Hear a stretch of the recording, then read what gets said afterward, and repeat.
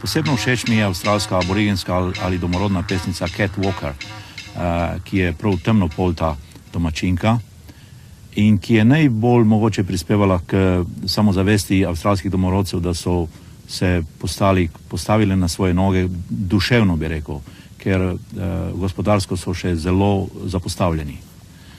Iz njene zbirke sem prevedeno pesem, ki se imenuje Jutranje žalovanja za mrtvimi. Motna svetloba prve zore se lahno razteza preko tabora. In vsako jutro, ko se prva prebudi, se stara ženica spominja mrtvih in joče za njimi. Spočetka je tiha njena tožba, a ko se drug za drugim prebujajo in čujejo njen glas, se ljudje pridružijo njeni jadi. Ves tabor obžaluje svoje mrtve. Pa uboge mrtve, ki so odšli v mračne kraje. Ves tabor se jih spominja.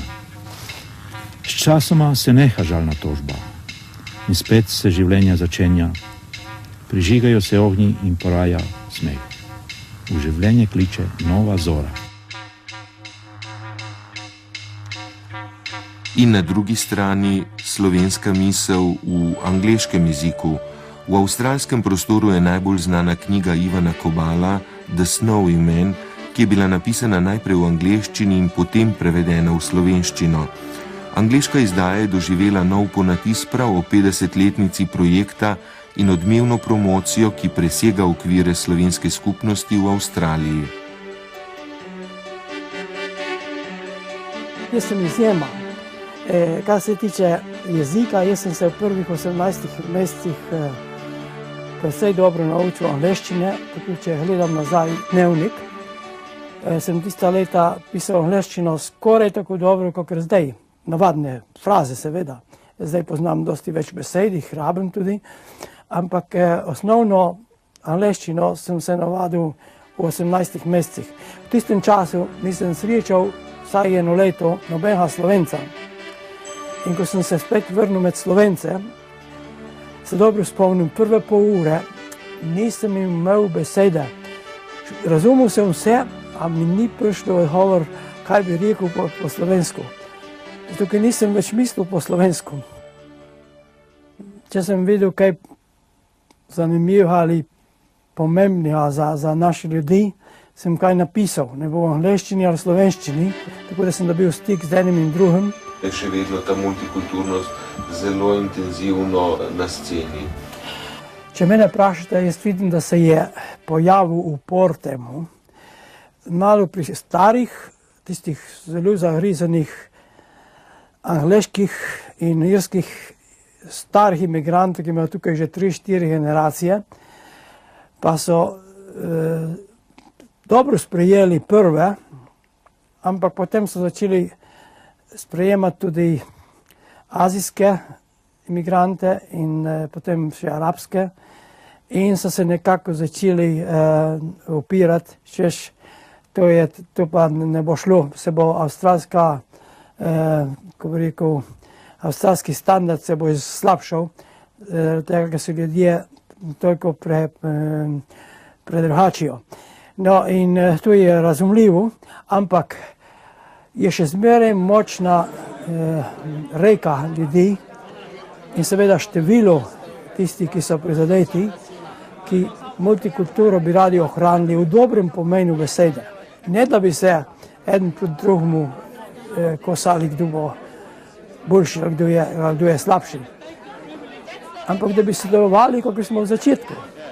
Da se asimilacija naj bo naravna, ne pa prisiljena, kot so jo začeli, kot so mislili, da bo od začetka. V zvezi s Snežnimi gorami pa je nastajala tudi izvirna slovenska poezija. Naslednjo pesem so odkrili po 4 desetletjih.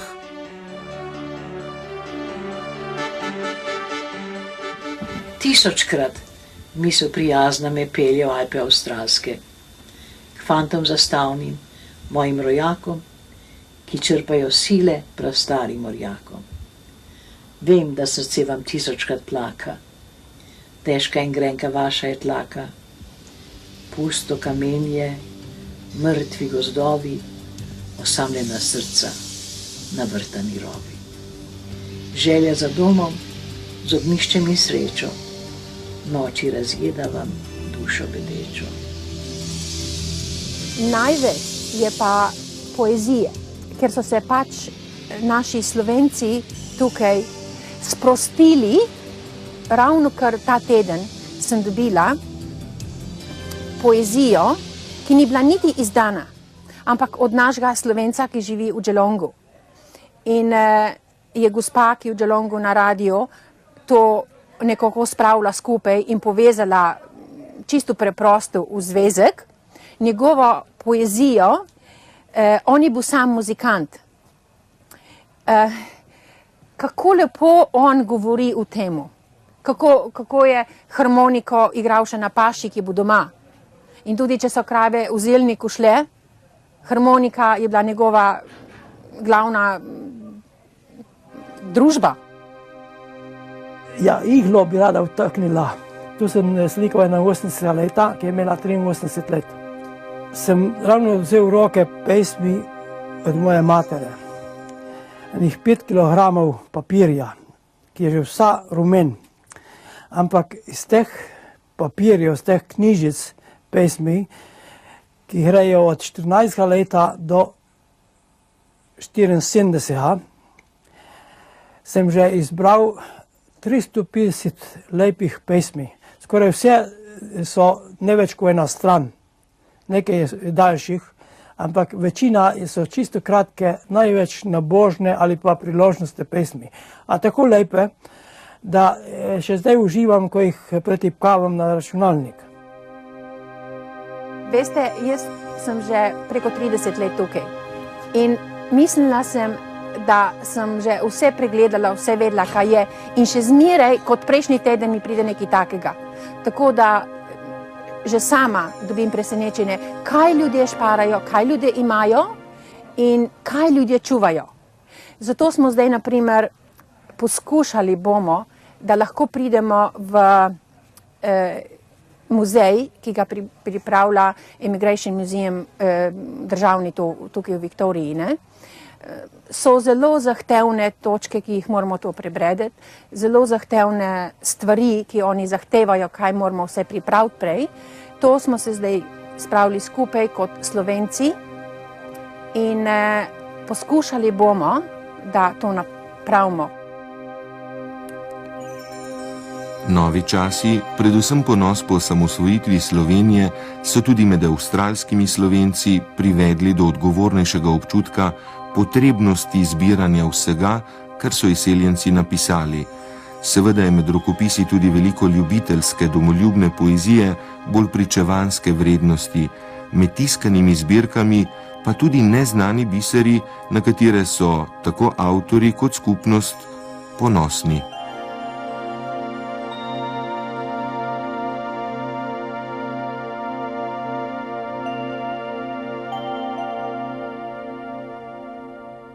Večinoma jih radi prebirajo. Je bilo nekaj kritike, da so malo težje, pač se rada poglobim, vendar jih kar radi prebirajo in včasih se da še nekaj pripraviti, nekaj novejšega, vendar ni tako kot v Sloveniji, da se knjige lahko prodajo veliko več in tukaj gre bolj počasi.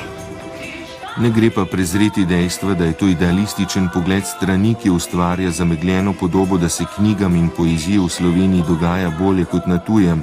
Tako kot doma se tudi med avstralskimi Slovenci veliko bolje prodajajo popularnejše zvrsti in to ne od včeraj.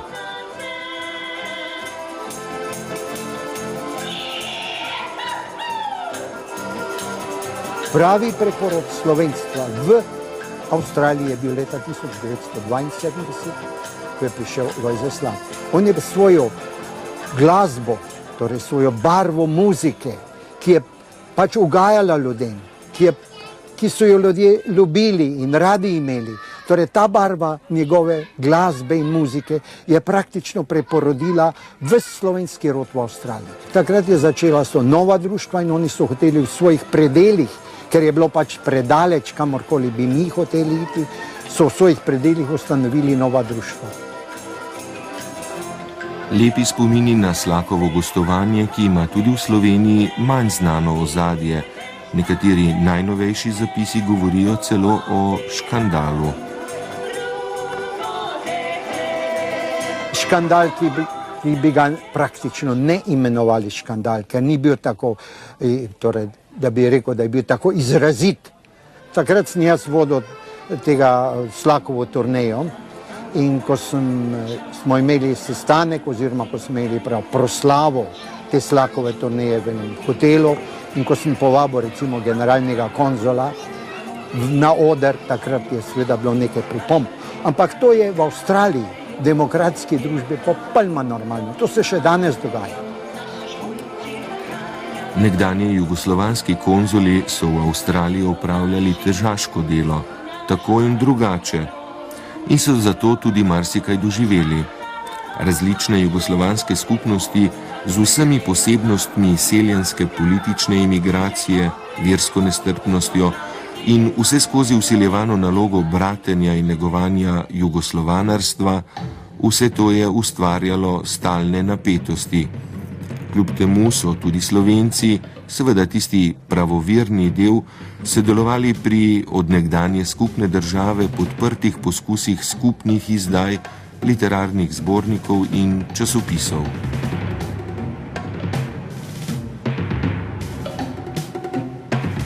V času nove dobe je nastal en jugoslovanski časopis, ki ga je urejal en Črnogorec, bil bolj srbski.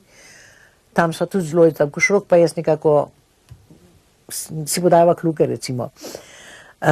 Sva urejala slovensko stran nekih 2 leti, ampak zaradi teroristov ustaških ni bilo več mogoče to, ker so njemu lastniku tega časopisa oziroma uredniku tega časopisa vedno pretili s bombami.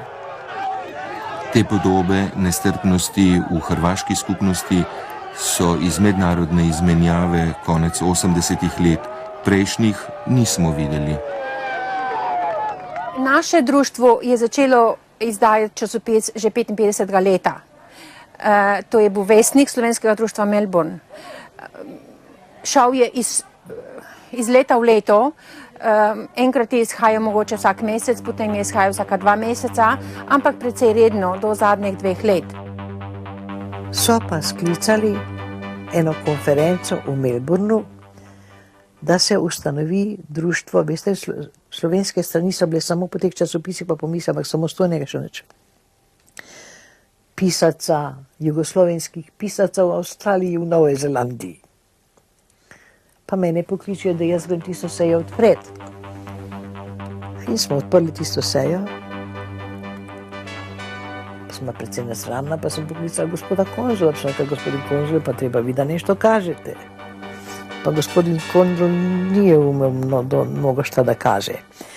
Tam smo imeli eno voditeljico, za mene je bila to Skojevka, Smrkla je začela tako komandirati, kako se bomo obnašali, pa je mene to zjezilo, ker sem ji odgovarjala, sem rekla, ja, počinjem novin sa 9. stranom, okrečem, pa sem dala naslov Svobodni razgovori. Pa so mi pisali, en pesnik mi je pisal, en Hrvat, dober pesnik, pa prav, Pavla, boš ti vzela licenco, da boš ta časopis začela, boš ti za Slovence, sem pa njemu rekla, čas bo že pokazal. Sem pa že imela v glavi, bomo začeli svobodne razgovore. No in smo jih tako začeli.